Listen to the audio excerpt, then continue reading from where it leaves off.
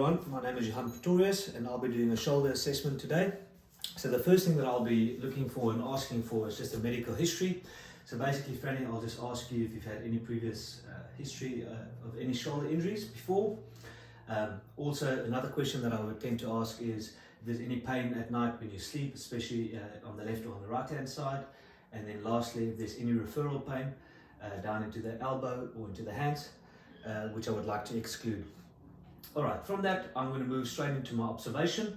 So Franny, if I can ask you if you can just turn around for me please. All the way around. So my first observation here, if you don't mind Franny, I'm actually going to ask you to take your shirt off for me. Yes. Thank you. Alright, so just from a posterior view, the first thing that I'll be looking at is neck position and head. I'll look at shoulder heights here. I'll look at my scap settings there. I'll look at my inferior border of my scapulars. I'll be looking at left and right winging. There's a slight depression here on this scapula here compared to the left one, on this one there. And then I'll be looking at muscle bulk and any muscle atrophy on that side. Alright, all I'm going to do is just ask you to move that side for me there please. From a lateral point of view, I'll be looking again for a head position there. Is there a forward neck or not? I'm looking at rounded shoulders. Again, I'll be looking at a lumbar lordosis first of all, a thoracic kyphosis as well as a cervical kyphosis, and just to make sure that there's no irregularities or any asymmetries. And then just from a front one point of view, if you face me okay please, what I'll be doing here is I'll assess AC joints and I'll assess SC joints. And again, what I'm looking for there is any bony protuberances that might appear, and in this case everything looks pretty good to me. Alright, I'm going to ask you now, in this position I'm going to just palpate, so my hands might be cold. So all I'm going to do now is just for the palpation, I'm going to start on my SC joint and I'm going all the way along the border of clavicle and I'm seeing if there's any muscle pain or any soft tissue, scar tissue damage underneath. So from here I'll work my way all the way up onto the AC joint, onto the bony point there. From here I'll get into my acromion process, and again all I'll do for you is I'll feel for any crepitus, I'll feel for any pain and see anything from my patient. From here I'll move into the lateral aspect. Okay, I'm going to ask you just to move around there, just onto the lateral deltoid there, and again making sure I apply enough pressure. From here, I'll be moving posteriorly again onto the spine of scapula now. Now I'm going to go into my supraspinatus, just feeling any pain there, down into infraspinatus. Brilliant. I'm going to just ask you to turn around so we can face the camera this way. Lovely. Alright, so once I've done my palpation, I would like to clear out my thoracic spine as well, cervical spine, I mean. So again, I'll be going from T1 and I'm going to just work my way up, all the way up into C1 and make sure that there's absolutely no bilateral differences or any pain whatsoever. You can stay in this position. From here, what I want to do is we're going to go into active range of motion. So it's very important for me to clear the cervical spine first of all, and then we'll look at the shoulders. So okay, all I'm going to ask you in this position here, if you can just tuck your chin down to your chest for me please, as far down as you can. Yep, lovely. And extend it all the way up for me, your chin to the ceiling. And again, what I'm looking for here, and relax for me, is I'm looking at range of motion, but I'm also looking to see if there's any pain or any apprehension to him doing any of these tests.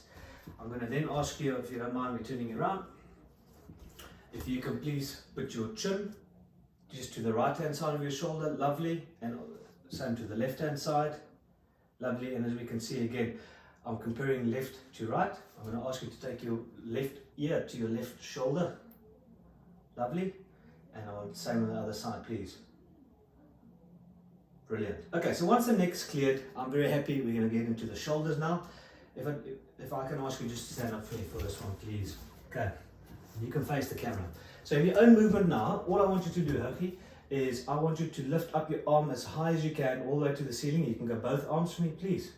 Yeah, so just normal forward flexion, beautiful. all the way back down for me. Yeah. In that position there, I want you to abduct your arms all the way up to the ceiling. By the way, whilst he's doing this, I'm looking for irregular movement patterns.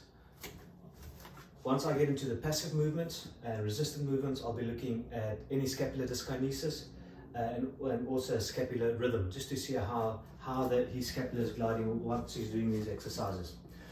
In that position there, what I want you to do is you can flex your elbows for me at 90 and just externally rotate there. Beautiful. And back in. Lovely. You can take your arm across the body for me there, please, Franny. Yeah, lovely. And again, opposite arm for me as well. Beautiful. Relax your arms back down. Let's go into full extension as far back as you can. Yeah, brilliant.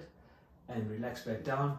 And then lastly, I'd like to go 90-90, so elbow 90, shoulder 90. If you can go internal rotation for me there, please. Brilliant. And then external rotation. There we go. And again, for me, what I'm looking for here is, and relax back down, is to make sure that there's no huge bilateral differences. And what is his range, both left and right, in that position.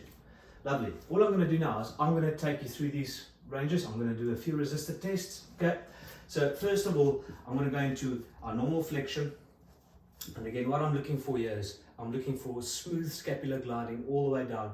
I'm looking at his range here, and I'm looking at any apprehension. All right, you're going to do that now, and I'm going to just resist you slightly. Beautiful. And relax back down.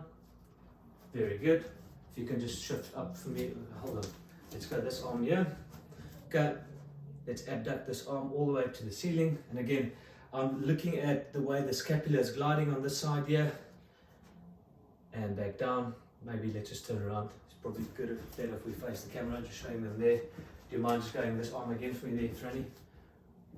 Lovely. So as you can see, good elevation. Coming back down. Brilliant. All right. If you can turn around again for me, please.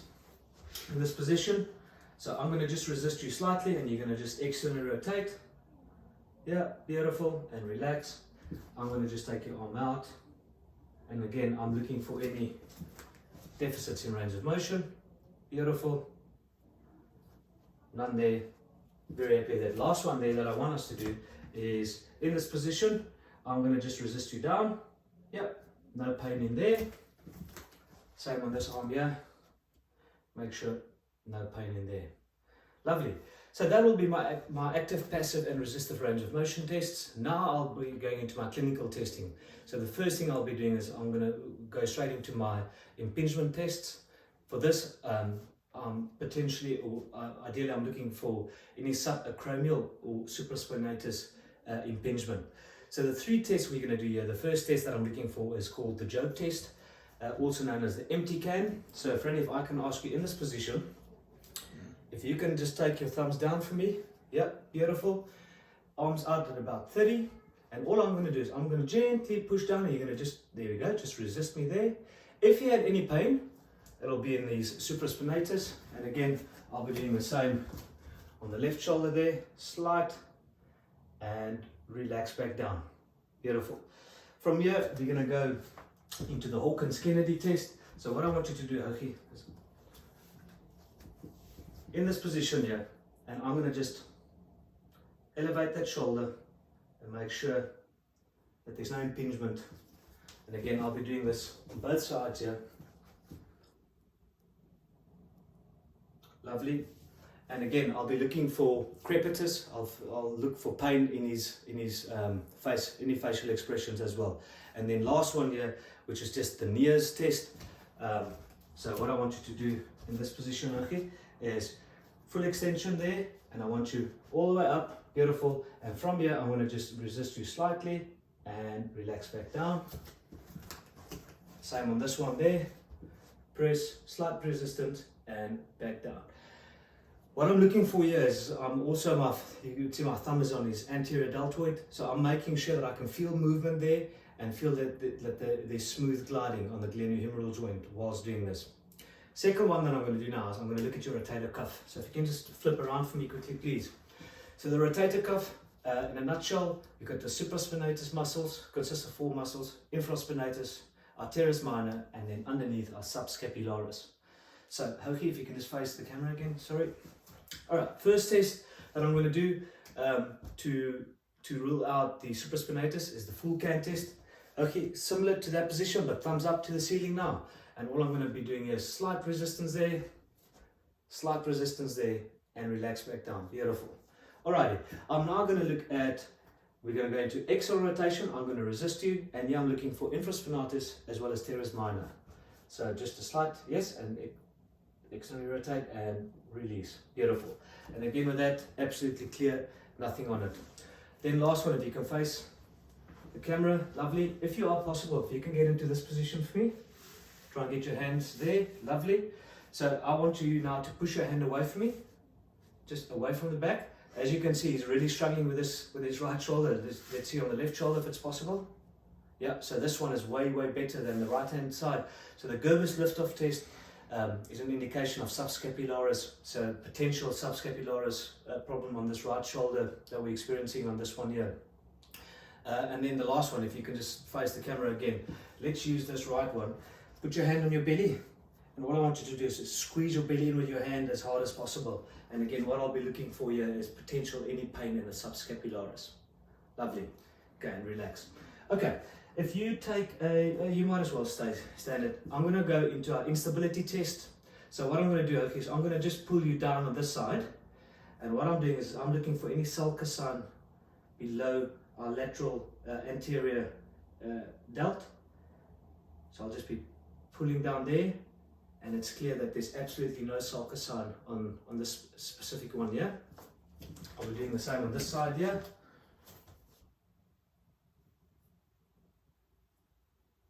Beautiful. Okay. So what I want you to do, the next test is called the apprehension and relocation test. This should actually be done supine. I'm going to do it in a standing position. So ideally what I want us to do is, can you go into 90-90 for me? Lovely. So if Francois was on his back, I would externally rotate his shoulder, and I'll look for gauges in his face to see if he's apprehensive, if he doesn't want me to do that in this specific position. Same on this side here. And that's pretty good. And then what I'm going to do is I just want to do the posterior location test. So what I'm looking for here is my thumbs are on supraspinatus and posterior delt, and I'm looking for anterior laxity, which is also negative. Then I'm going to go into biceps tendinopathy. So what I want to look for here is the first test, which is called a speed test. Okay, if you can just have your hands in that position, and I want you just to fully extend that out to me, please. In front, lovely, and relax. So this one here, I'm looking at biceps tendinopathy, potentially there, which is inflammation on the biceps tendon. In this position, you're going to now pull your fist inwards, and I'm going to pull you up. So you're going to resist me, lovely, and back down. And again, I'm looking for any biceps tendon pain here. Then lastly, but not least, I'm looking for labral tears, also known as slap lesion. So the slap lesion test, again, the speeds test, yes, if you can just do that one again. That's a great indicator if there's any labral tears there. The last one is our O'Brien's test. Okay, so I want you in this position at 30 degrees, thumb inwards, please. I'm going to slight resist and back down. Thumb up for me now, please. And back down. And again, all of this will be indicative of any labral tear. And then the last one that I'll be doing is a crank test. Can I get you a 90-90? And all I'm going to do is I'm going to take you through internal external rotation, just by moving the shoulder left and right, forwards and backwards. And here I'll be listening to if there's any audible clunks.